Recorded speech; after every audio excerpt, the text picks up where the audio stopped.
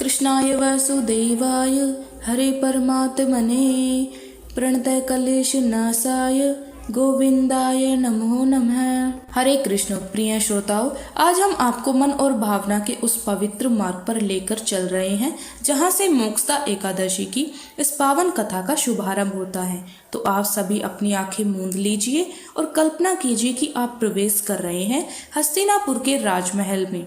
वो मंदिर समान भव्य प्रसाद, स्वर्ण स्तंभों पर जलते दीपक, सुगंधित धूप की मंद लहरियां, वीणाओं की शांत मधुर ध्वनि, मानो पूरा महल स्वयं किसी दिव्य उत्सव के लिए सज उठा है। आज विशेष कारण है क्योंकि इस पवित्र मोक्षदा एकादशी के दिन स्वयं भगवान श्री कृष्ण धर्मराज युधिष्ठिर के महल में पधार चुके हैं। सभा मंडप में सभी राजकुमार, माता कुंती, विदुर जी और अन्य सभी महापुरुष एकत्रित हैं। हर हृदय में श्रद्धा, विनम्रता और देवत्व का कंपन है।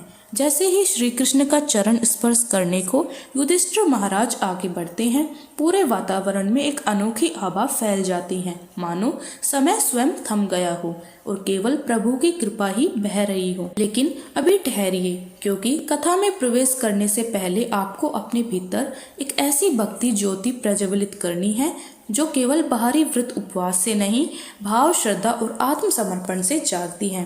शास्त्र कहते हैं, व्रत से अधिक बलवान है भाव, कर्म से अधिक पवित्र है भक्ति। और आज मोक्षदा एकादशी की कथा में वह अद्भुत शक्ति है कि यदि श्रोता का हृदय सच्ची भक्ति से भर जाए तो बिना व्रत रखे उसे व्रत फल प्राप्त हो जाता है। यही तो श्री कृष्ण का वचन है। इसलिए कथा शुरू करने से पहले आपको भक्ति का एक छोटा सा पर अत्यंत दिव्य प्रसंग सुनाने जा रहे हैं, ताकि आपका मन, आपका हृदय, आपका संपूर्ण अस्तित्व भक्ति और विश्वास से इतना भर जाए कि आप भी समझ सके कि भगवान को पाने के लिए ना धन चाहिए, ना जप चाहिए, ना ही कठोर नियम चाहिए। जरूरत होती है केवल एक सच्चे और भक्ति भरे हृदय की। श्री पंडरीनाथ भगवान विट्ठल के भक्तों में संत सावता माली एक महान भक्त हुए थे। अरणबेड़ी यानी कि अरण गांव नामक गांव इनका निवास था और व्यवसाय से एक मालिका काम करती थी। संत सावता माली और इनकी पत्नी जानाबाई दोनों प्रभु की भक्ति में सदा मग्न रहते थे। नागू नाम की इनकी कन्या थी, वह भी बड़ी उच्च कोटि की भक्त थी। मराठी भाषा में साव का अर्थ होता है चरित्र या सज्जनता, और सावता यह भाववाचक शब्द है। सभ्यता, साधारणपन, यह इनका अर्थ होता है। संत जी हमेशा कहते हैं और मानते थे कि यह बाग भगवान की है और भगवान ने हमें इनकी देखरेख हेतु नियुक्त किया हुआ है।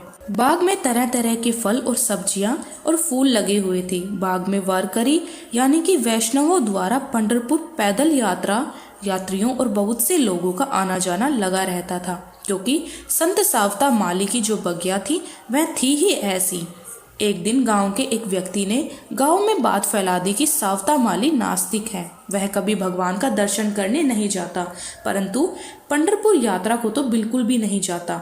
उसने बाग के फल और सब्जी खाना महापाप है और उससे बोलना भी पाप ही है। धीरे धीरे संत जी के बाग में वारकरी भक्तों का आना जाना बंद हो गया और वे लोग बाग के सामने से निकलते तो परंतु अब बगीचे के अंदर भी नहीं जाते थे। इस बात से सावता माली की पुत्री भक्त नागू बहुत दुखी रहने लगी। एक दिन कुछ वारकरी पंढरपुर यात्रा पर निकले हुए थे। बाग के सामने से निकलते समय नागू ने उनसे पूछ ही लिया, अब आप बाग में क्यों नहीं आते हो? तो उन लोगों ने कहा, सावता माली पंढरपुर के रास्ते पर ही पास में रहता है, किंतु फिर भी दर्शक को नहीं आता, पक्का प्रपंच में फंस गया है, उसको परमार्थ नहीं चाहिए। मुख में विट्ठल राम कृष्ण हरि हरि नाम लेता है, परंतु प्रभु के दर्शन को नहीं जाता। हम क्यों आए उसके बगीचे के अंदर?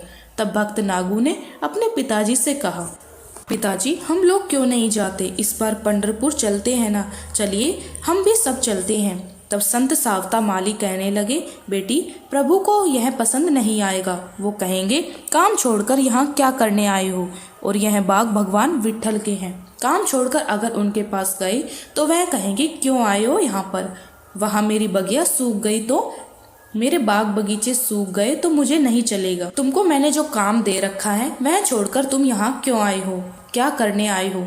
और सच बात यह थी कि सावता माली इतनी ऊंची अवस्था को प्राप्त हो चुके थे कि उनको तो चारों ओर श्री हरि ही दर्शन होते थे।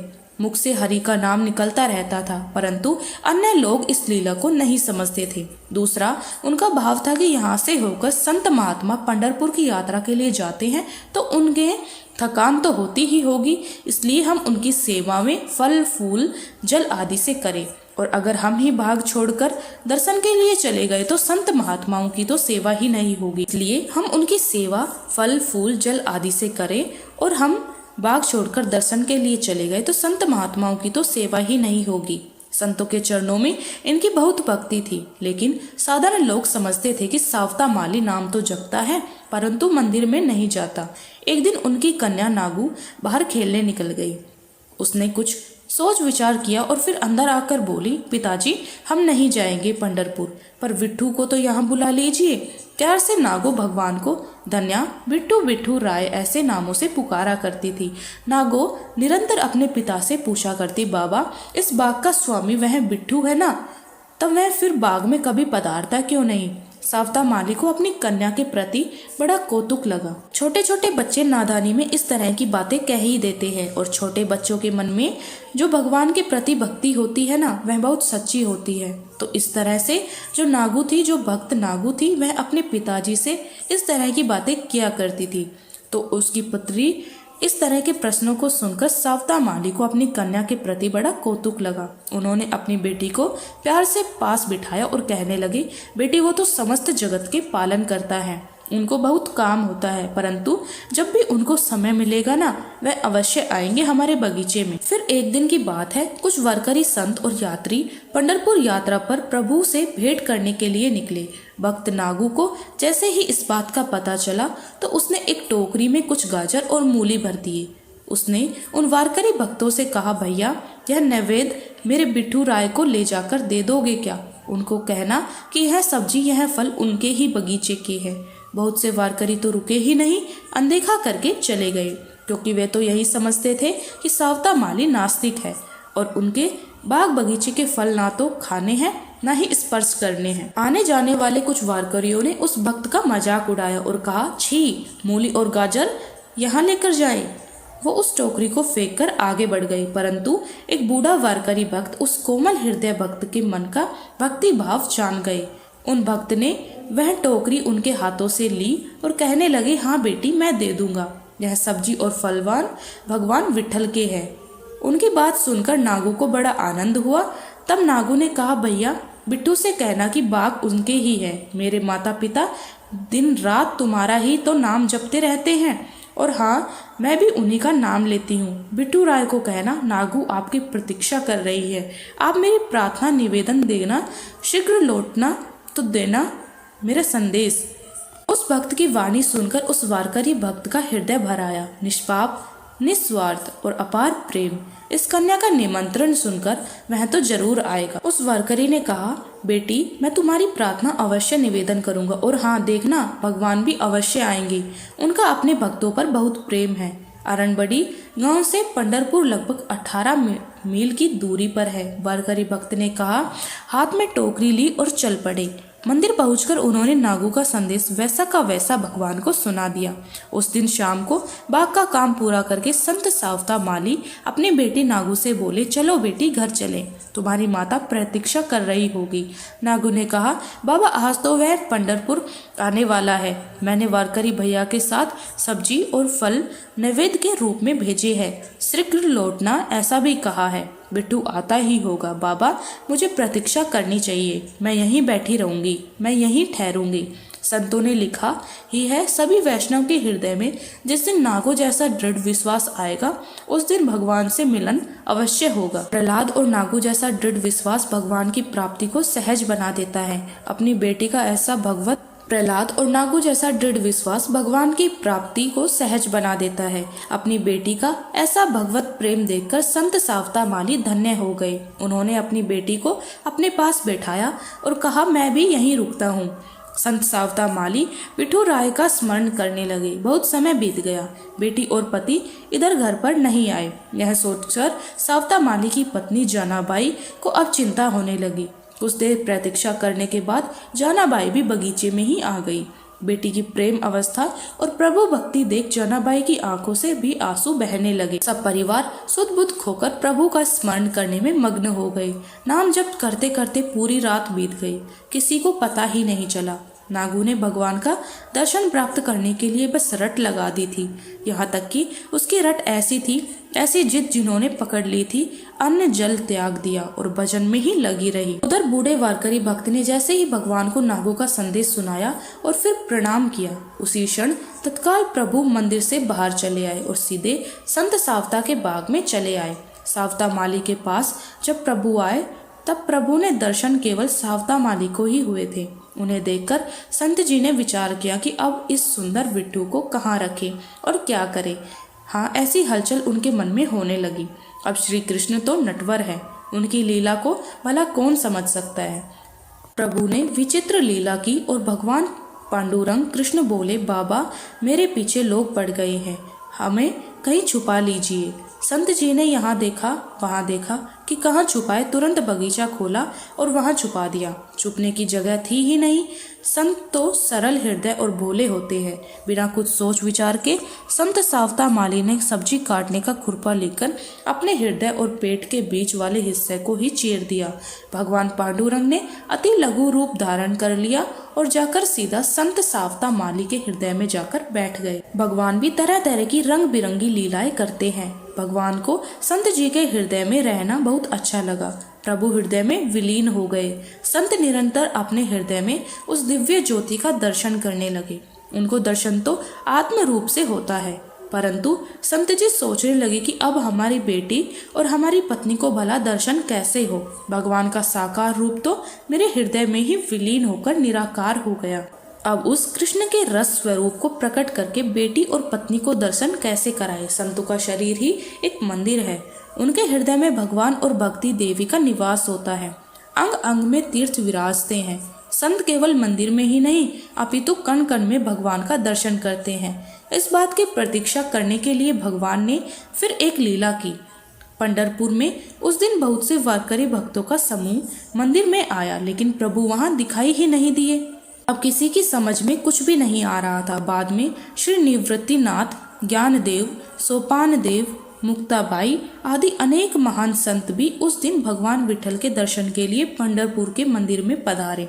अंदर जाकर देखा तो भगवान तो मंदिर में थे ही नहीं। अब भगवान को ढूंढे कैसे।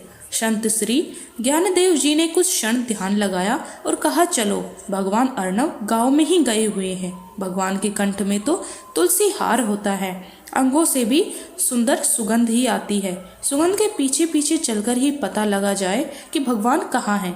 अब क्या हुआ कि संत मंडली तुलसी की सुगंध सूंघते सूंघते चले जा रहे थे। चलते चलते आ पहुंचे श्री सावता माली जी के ही बगीचे में, और नागू उस समय सावता माली की गोद में सिर रखकर विरह में विठल स्मरण कर रही थी। संतों को देखकर सावता माली आनंद में भर गई और कहने लगे, आज हमारा भाग्य पड़ा है, हम धन्य हो गए। संतों के चरण में आज हमारा घर पावन हो गया।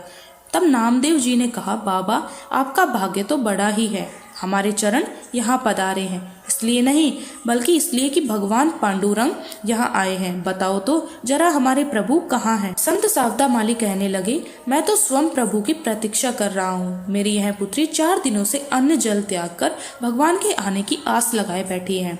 तब नामदेव जी ने कहा, कुछ भी मत बोलो। ज्ञानदेव जी ने कहा, प्रभु यहीं पर है, असत्य कैसे होगा।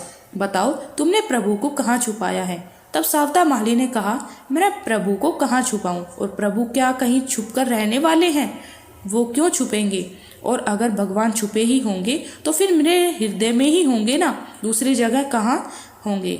मुझे तो प्रभु सर्वत्र दिखते हैं, वो तो कण कण में व्याप्त है। उनके हृदय से देखते ही देखते एक तेजस्वी प्रकाश निकला और संपूर्ण बाग में तुलसी की दिव्य सुगंधित व्याप्त हो गई। भगवान वहीं प्रकट हो गए और संत सावता माली मूर्छित हो गए।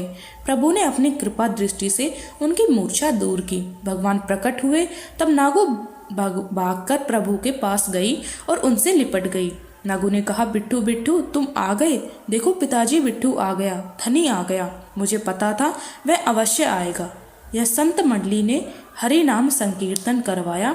उसके बाद सावता माली ने संतों को प्रभु को भोजन प्रसाद पवाया। भगवान ने अपनी गोद में नागू को बिठाकर प्रसाद पवाया। तब नागू ने कहा, बिट्टू देखो, अब कहीं जाना नहीं है। इस पर नामदेव जी बोले, बेटी यहाँ रहकर कैसे चलेगा? प्रभु को तो जगत के बहुत सारे काम रहते हैं, प्रभु बहुत व्यस्त होते हैं, ना तो यहाँ ठीक ठहर जाते। तब नागू ने कहा, हाँ यह भी ठीक है, परंतु बीच बीच में आते जरूर रहना, और यह बाग आपका ही तो है, हम सब आपके सेवक है, आओगे ना मिट्टू? भगवान कहने लगी, हाँ हाँ क्यों नहीं आऊँगा, तुमने याद किया ना, तब तब आऊँगा, तुम्हारे प्रेम में बंधकर तो मुझे आना ही पड़ेगा। सावता माली जानाबाई को प्रभु ने आशीर्वाद दिया और नागू को लाड लड़ाकर प्रभु वही अंतर्ध्याय हो गए। यह थी आज की कथा। सभी मिलकर बोलिए, सावता माली की जय, भक्त जानाबाई की जय, भक्त नागू की जय। प्रिय श्रोताओं, जब आप सभी का मन सच्ची हृदय और भक्ति से भर चुका है, आप भगवान कृष्ण की कृपा के पात्र बन चुके हैं, तो चलिए अब हम मानसिक भाव से चलते हैं हस्तिनापुर के महल की ओर, जहाँ पर इस समय युधिष्ठिर महाराज और श्री कृष्ण के मध्य वार्तालाप चल रहा है। और युधिष्ठिर महाराज भगवान श्री कृष्ण से कुछ पूछ रहे हैं। युधिष्ठिर महाराज बोले, देवेश्वर मार्गशीर्ष मास के शुक्ल पक्ष में कौन सी एकादशी होती है और उसकी क्या विधि होती है तथा उसमें किस देवता का पूजन किया जाता है? स्वामिन, यह सब यथार्थ रूप से बताइए। तब भगवान श्री कृष्ण ने कहा, राजन, मार्गशीर्ष मास के शुक्ल पक्ष की एकादशी का मैं वर्णन करूंगा, जिसके श्रवण मास से ही वाजपेयी यज्ञ का फल मिलता है। उसका नाम मोक्षदा एकादशी है, जो सब पापों का अपहरण करने वाली है। राजन, उस दिन यत्न पूर्वक तुलसी की मंजरी तथा धूप दीप आदि से भगवान दामोदर का पूजन करना चाहिए। पूर्वोक्त विधि से ही दशमी और एकादशी के नियम का पालन करना उचित है। मोक्षदा एकादशी बड़े बड़े पातकों का नाश करने वाली है। उस दिन रात्रि में मेरी प्रसन्नता के लिए नृत्य, गीत और स्तुति के द्वारा जागरण करना चाहिए। जिसके पितृ पापवश नीच योनि में पड़े हों, वे इस एकादशी का व्रत करके इसका पुण्य दान अपने पितरों को करें तो पितृ मोक्ष को प्राप्त होते हैं। इसमें तनिक भी संदेह नहीं है। पूर्व समय की बात है, वैष्णवों से विभूषित परम रमणीय चंपक नगर में वेखानस नामक राजा रहते थे। वे अपनी प्रजा का पुत्र की तरह पालन करते थे। इस प्रकार राज्य करते हुए राजा ने एक दिन रात को स्वप्न में अपने पितरों को नीच योनि में पड़ा हुआ देखा। उन सबको इस अवस्था में देखकर राजा के मन में बड़ा विस्मय हुआ और प्रातःकाल ब्राह्मणों से उन्होंने उस स्वप्न का सारा हल कह सुनाया। राजा बोले, ब्राह्मणों, मैंने अपने पितरों को नरक में गिरा हुआ देखा है। वे बारंबार रोते हुए मुझसे यूं ही कह रहे थे कि तुम तुम्हारे तनुज हो, इसलिए इस नरक समुद्र से हम लोगों का उद्धार करो। द्विजवरो, इस रूप में मुझे पितरों के दर्शन हुए हैं, इससे मुझे चैन नहीं मिल रहा। क्या करूं, कहाँ जाऊं? मेरा हृदय रुंधा जा रहा है। हे ब्राह्मणों, वह व्रत, वह तप और वह योग जिससे मेरे पूर्वज तत्काल नरक से छुटकारा पा जाए, बताने की कृपा करे। मुझ बलवान और साहसी पुत्र के जीते जी मेरे माता पिता घोर नरक में पड़े हुए हैं, अतः ऐसे पुत्र से क्या लाभ है? अब ब्राह्मण बोले, राजन, यहाँ से निकट ही पर्वत मुनि का आश्रम है। वे भूत और भविष्य के भी ज्ञाता है।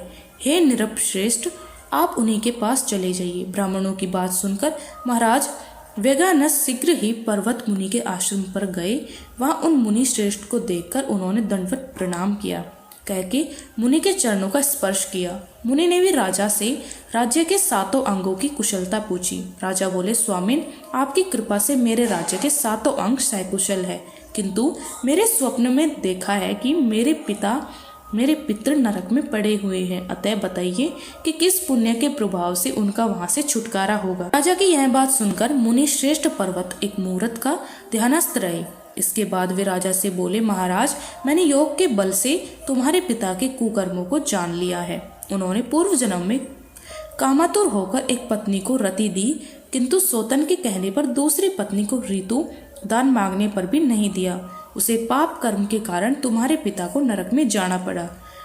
तब राजा ने कहा, मुनिवर, इसका कोई उपाय बताइए। मुनि बोले, मार्गशीर्ष के शुक्ल पक्ष में जो मोक्षदा नाम की एकादशी होती है, तुम सब लोग उसका व्रत करो और उसका पुण्य पितरों को दे दो। उस पुण्य के प्रभाव से उनका नरक से उद्धार हो जाएगा। इस प्रकार भगवान श्री कृष्ण कहते हैं, युधिष्ठिर मुनि ही है यह बात सुनकर राजा पुनः अपने घर लौट आए। जब उत्तम मार्गशीर्ष मास आया तब राजा वेखानस से मुनि के कथनानुसार मोक्षदा एकादशी का व्रत करके उसका पुण्य समस्त पितरों सहित अपने पिता को दे दिया। पुण्य दान करते ही क्षण भर में ही आकाश से पुष्पों की वर्षा होने लगी।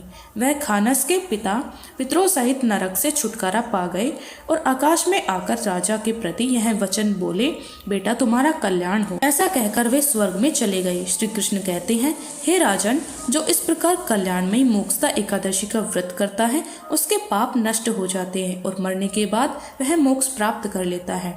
यह मोक्ष देने वाली मोक्षदा एकादशी मनुष्य के लिए चिंतामणि के समान समस्त कामनाओं को पूर्ण करने वाली है। इस महामत्य के पढ़ने और सुनने से वाजपेयी यज्ञ का फल मिलता है। अब सुनिए तुलसी माता की कथा। एक समय एक परिवार में ननद और भाभी साथ रहा करती थी। ननद का विवाह अभी नहीं हुआ था। वह तुलसी जी के पौधे की बहुत सेवा करती थी। नियम से तुलसी को सींचती और दीपक जलाती, लेकिन उसकी भाभी को यह सारी बातें बिल्कुल भी पसंद नहीं थी। जब कभी उसकी भाभी को बहुत ज्यादा गुस्सा आता तब वह अपनी ननद को ताना देते हुए कहती कि जब तुम्हारा विवाह होगा ना, मैं इस तुलसी को ही बारातियों को खाने को दूंगी और तुम्हारे दहेज में भी तुलसी ही दूंगी। तुम जब देखो तुलसी की ही सेवा करती रहती हो। कुछ समय बीत जाने पर ननद का विवाह तय हो गया। विवाह के दिन भाभी ने अपने कहे अनुसार बारातियों के सामने तुलसी का वह गमला फोड़ दिया जिसकी सेवा उसकी ननद किया करती थी और तुलसी के पत्ते खाने के लिए कहा। तुलसी जी की कृपा से वह फूटा हुआ गमला कई सारे स्वादिष्ट पकवानों में बदल गया। भाभी के गहनों के नाम पर तुलसी की मंजरी से बने हुए गहने अपनी ननद को पहना दिए। देखती ही देखते तुलसी जी की मंजरी से बने हुए वह गहने सुंदर सोने जवाहरात में बदल गए। इतना ही नहीं, भाभी ने मारे क्रोध के वस्त्रों के साथ पर तुलसी का जनेऊ रख दिया और वह भी रेशमी और सुंदर वस्त्रों में बदल गया। अब जब ननद अपनी ससुराल में पहुंची तो ससुराल वाले तो उसके दहेज की बहुत प्रशंसा हुई। यह बात भाभी के कानों तक भी पहुंची। उसे बहुत आश्चर्य हुआ। उसने सोचा कि उसने तो ननद के गहने, कपड़े और जनेर तक तुलसी जी के ही रखे थे, तुलसी की मंजरी रखी थी। यह सब जानबूझकर भाभी को बहुत आश्चर्य हुआ। अब उसे तुलसी की पूजा का महत्व समझ में आया। उस भाभी की एक लड़की थी। वह तब अपनी बेटी से कहने लगी कि बेटी, तुम भी तुलसी की सेवा किया करो, तुम्हें तुम्हारी बुआ की तरह फल मिलेगा। वह जबरदस्ती अपनी बेटी से तुलसी की सेवा करने को कहा करती, लेकिन लड़की का मन तो तुलसी की सेवा में लगता ही नहीं था। धीरे धीरे समय बीता। भाभी की लड़की बड़ी हो गई। अब उसके विवाह का समय आया। तब भाभी सोचने लगी कि जैसा व्यवहार मैंने अपनी ननद के साथ किया था वैसे ही अब मैं अपनी बेटी के साथ भी करूँ, तो यह भी गहने से लग जाएगी और बारातियों को भी खाने के तरह तरह पकवान मिल जाएंगे और ससुराल में भी इसे बहुत मान सम्मान मिलेगा। यही सोचकर भाभी बारातियों के सामने तुलसी का गमला फोड़ देती हैं, लेकिन इस बार गमले की मिट्टी मिट्टी ही रह जाती है। मंजरी और पत्ते भी अपने ही रूप में रहते हैं। जनेऊ ने भी अपना रूप नहीं बदला। और जब भाभी ने सारे बारातियों को खाने में तुलसी के पत्ते दिए तो यह देखकर सभी बाराती भी भाभी की बुराई करने लगे। भाभी ने लालच में आकर अपनी बेटी के दहेज में तुलसी के पत्ते और मंजरी आदि रख दिए थे। तब बेटी अपनी ससुराल पहुंची तो वहां पर भी उसकी बुराई हुई। भाभी को गुस्से के मारे कभी भी अपनी ननद को नहीं बुलाती थी। एक दिन भाई ने सोचा कि मेरी पत्नी तो मेरी बहन को बुलाती ही नहीं है, क्यों ना मैं अपनी बहन से मिलकर आऊं। यह सोचकर उसे अपनी पत्नी से कहा, कुछ उपहार अपनी बहन के लिए ले जाने की बात कही। तो भाभी ने थैले में ज्वार भरकर कह दिया कि यह ले जाओ, तुम यहीं लेकर जाओ। तब भाई बहुत दुखी मन से अपनी बहन के पास चल दिया। रास्ते में वह सोचता रहा, कोई भाई भला अपनी बहन के घर ज्वार कैसे लेकर जा सकता है। यही सोचकर वह एक गौशाला के पास रुक गया और ज्वार का भरा थैला उसने एक गाय के सामने पलट दिया।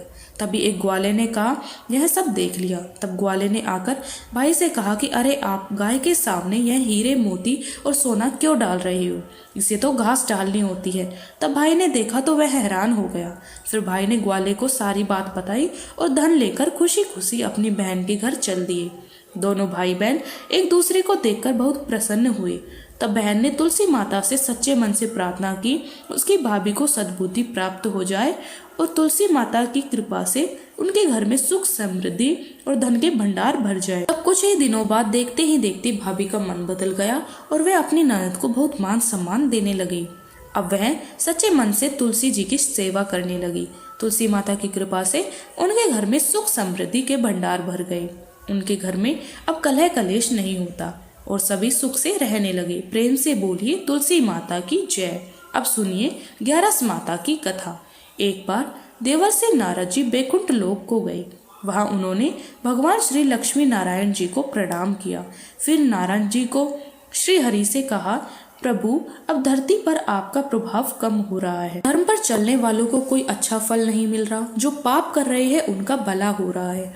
तब श्री हरि कहने लगे, नहीं है देवर्षि, जो भी हो रहा है सब नियति के कारण हो रहा है। श्री हरि की बात सुनकर नारद जी बोले, प्रभु मैं तो देखकर आ रहा हूँ कि पापियों को तो अच्छा फल मिल रहा है, लेकिन भला करने वाले धर्म के रास्ते पर चलने वाले लोगों को बुरा फल क्यों मिल रहा है, उन्हें दुख भोगने क्यों पड़ रहे हैं। भगवान ने कहा, देवर्षि कोई ऐसी घटना बताओ जिससे तुम्हें यह लग रहा हो। नारद जी कहने लगे, प्रभु अभी अभी एक जंगल से आ रहा हूँ। वहां पर एक गाय दलदल में फंसी हुई थी। कोई भी उसे बचाने वाला नहीं था। थोड़ी ही देर के बाद मैंने देखा कि एक चोर उधर से गुजरा। दलदल में फंसी हुई गाय को देखकर वह रुका तक नहीं, बल्कि उस गाय पर पैर रखकर वह दलदल से बाहर आया, गड्ढा लांघकर आगे निकल गया। आगे गया तो उस चोर को सोने की मोहरे का भरा थैला मिला। थोड़ी ही देर बाद वहां पर एक साधु महाराज आए। उन्होंने उस गाय को दलदल में फंसा देखा तो गाय को बाहर निकालने की पूरी कोशिश की और पूरी ताकत लगाकर आखिरकार उस साधु ने गाय को निकाल लिया। गाय को बाहर निकालने के प्रयास में वह साधु महाराज खुद दलदल में लथपथ हो गए।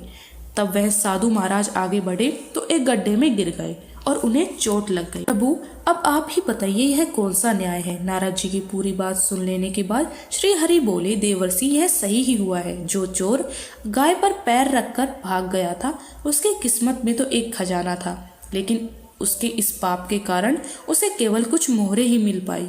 वहीं उस साधु महाराज को गड्ढे में इसलिए गिरना पड़ा क्योंकि उसने भाग्य में उसकी मृत्यु लिखी हुई थी, लेकिन एक गाय को बचाने के कारण, दलदल से बाहर निकलने के कारण उनके पुण्य बहुत अधिक बढ़ गए और उनकी मृत्यु बस एक छोटी सी चोट में बदल गई। इंसान के कर्म से ही उनका भाग्य तय होता है। हे देवर्षि, इसलिए अच्छे कर्म करना कभी नहीं छोड़ना चाहिए। श्री हरि की बातें सुनकर देवर्षि नारद मुस्कुराते हुए और प्रभु को प्रणाम करते हुए नारायण नारायण कहकर प्रभु की रचाई हुई सृष्टि की अन्य लीलाएं देखने के लिए चल पड़े। प्रेम से बोलिए श्री लक्ष्मी नारायण भगवान की जय। अब सुनिए एकादशी माता की कथा। इस कथा को सुनने से ही एकादशी का व्रत पूरा माना जाता है। श्रोताओं, एक बार एक बूढ़ी माँ ने एकादशी का उपवास रखा। बड़े ही भक्ति भाव से वह एकादशी की पूजा किया करती थी। वे बड़ी बूढ़ी हो चुकी थी।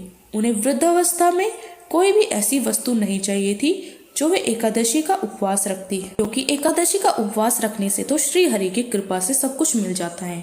तो बूढ़ी माँ अपने बच्चों के लिए, अपने परिवार की सुख सुविधा के लिए इतना कठिन व्रत रखती थी। वे दिन भर तो बड़ा कठिन मन करके अपनी प्यास को किसी तरह रोके रही, क्योंकि एकादशी के व्रत में वह जल की एक बूंद भी ग्रहण नहीं करती थी।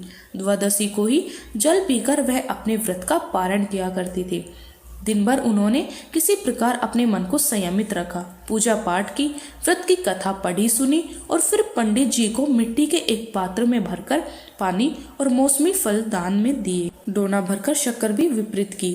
उन्हें गर्मी के कारण बड़ी बेचैनी हो रही थी। एक तो निराहार और निर्जल रहकर उपवास रखा था और ऊपर से प्यास भी अधिक सता रही थी। इस कारण उन्होंने सोचा कि चलो मैं पानी में बैठूं, शायद थोड़ी शांति मिले। यह सोचकर वह पानी में बैठी रही। पानी से बार बार कुल्ला करती रही, मुंह हाथ धोती रही। तब कहीं जाकर उन्हें थोड़ा बहुत चैन मिला। एक तो धूप तेज थी, इस कारण बूढ़ी माँ का मुंह सूखा जा रहा था। बूढ़ी माँ बेचैन हो रही थी। एक तो बुढ़ापा था, दूसरी तरफ भयंकर गर्मी। बुढ़ापे की तो स्थिति ही कुछ ऐसी होती है, बड़ी मुश्किल से धीरज बन पाता है। अब किसी प्रकार रो धोकर दिन कट पाया।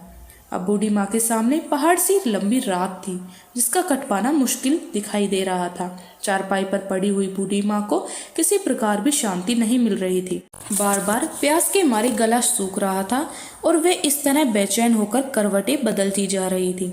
कई बार उठकर वे घर के बाहर जाती, फिर अंदर आ जाती। उन्हें घर के अंदर शांति मिल रही थी, ना ही बाहर। वे पड़ी पड़ी एकादशी माता को याद करती रही और मन में ध्याती रही। कि हे माता, आप मेरी लाज रखिएगा, आप ही मुझे शक्ति दीजिएगा ताकि मैं भली भांति आपका व्रत कर सकूं और यह पहाड़ सी रात सुकून में बीत जाए। प्यास के कारण बूढ़ी माँ की बेचैनी तो बढ़ रही थी। उन्होंने धैर्य रखने का बहुत प्रयास किया, लेकिन आखिरकार उनकी सहनशीलता की सीमा टूट ही गई। वे घबराकर प्रयास के मारे एकदम चिल्ला पड़ी, बचाओ बचाओ। बूढ़ी माँ का चिल्लाना सुनकर उनके परिवार के सभी सदस्य के आसपास इकट्ठा हो गए और बूढ़ी माँ की चारपाई के पास पहुंच गए। सब बोले, अम्मा जी क्या हुआ, आप चिल्ला क्यों रही हो? और जब आपसे व्रत नहीं रखा जाता तो इस बुढ़ापे में इतना कठिन व्रत क्यों कर रही हो? अम्मा जी, अगर शरीर में ताकत है तभी तो भक्ति हो पाएगी। आप पानी पी लीजिए। बूढ़ी माँ अपने परिवारजनों से बोली, मेरे तो प्यास के मारे प्राण ही निकले जा रहे हैं, जरा जल्दी से मेरी छाती पर ठंडा पानी का घड़ा रख दो। नातिया ने दौड़कर छाती पर ठंडे पानी का बर्तन रखा। तब कहीं जाकर उन्हें थोड़ा बहुत सुकून मिला, और तब सुकून मिला तो थोड़ी देर के लिए उन्होंने अपनी आंखें बंद कर ली। इधर एकादशी माता सोचने लगी, यह है तो बूढ़ी माँ, लेकिन बड़े नियम से मेरा व्रत रखती है, चलकर इनकी परीक्षा लेनी चाहिए। ऐसा विचार कर एकादशी माता आधी रात को मुर्गा बनकर कुकड़ू करने लगी। मुर्गे की टर टर सुनकर बूढ़ी माँ जल्दी से उठी और बाहर जाकर आसमान की ओर निहारा, लेकिन आसमान में तो कहीं भी उन्हें सुबह का तारा नहीं दिखाई दिया। अब वे सोचने लगी, फिर यह मुर्गा भला क्यों और कैसे बोल गया? एक तो उन्हें प्यास लग रही थी, अब थोड़ा बहुत उनका मन भी बेचैन होने लगा। आखिरकार उन्होंने यह दृढ़ निश्चय किया कि अब तो मैं इस व्रत को पूरा करके ही छोड़ूंगी, फिर चाहे व्रत पूरा होने तक मेरे प्राण ही क्यों न निकल जाए। मन में ऐसा पक्का निश्चय कर वह वापस चरपाई पर आकर लेट गई। थोड़ी ही देर के बाद एकादशी माता ने उनकी फिर से परीक्षा ली। वह एक छोटी सी कन्या का रूप धरकर गिलास में मीठा पानी लेकर उनके सिराने खड़ी हो गई और जोर से बोली, दादी जी सवेरा हो गया, आप अपना मुंह धोकर शरबत पी लीजिए। पहले तो शरबत का भरा हुआ गिलास देकर बूढ़ी माँ का मन ललचाने लगा। प्यास के मारे गला जो सूख रहा था, किंतु अचानक उन्हें याद आया कि उनका तो एकादशी का उपवास है। फिर उन्होंने सोचा कि अभी तो वे किसी भी तरह से यह शरबत नहीं पी सकती और फिर से चुपचाप वापस अपनी चारपाई पर लेट गई। जैसे ही उनकी आंख लगी तभी उन्हें एहसास हुआ कि मानो किसी ने उन्हें पानी से भरे हुए कुएं में पटक दिया हो। वे बहुत देर तक उस कुएं में हाथ पांव चलाती रही, लेकिन इस बीच उन्होंने अपने मुंह में पानी की एक बूंद भी नहीं जाने दी, क्योंकि उनका एकादशी का उपवास जो था और वे पक्के निश्चय के साथ अपना व्रत पालन करती रही। थोड़ी ही देर में उन्हें ऐसा लगा मानो सामने आग जल रही हो। आग के कारण बड़ी भारी गर्मी लगने लगी। प्यास के मारे उनके प्राण निकले रहे थे, लेकिन इतना सब होने के बाद भी बूढ़ी माँ ने पानी की एक बूंद भी नहीं पी। वे तो बस चारपाई पर बैठी बैठी एकादशी माता का ध्यान करती रही। अब सवेरा होने में बस थोड़ा ही समय है, यह जानकर वे बड़ी तसल्ली के साथ इधर उधर घूमने लगी। एकादशी माता अब तक यह बात अच्छी तरह से समझ गई कि इन बूढ़ी माँ को किसी भी प्रकार से अपने व्रत से नहीं टाला जा सकता।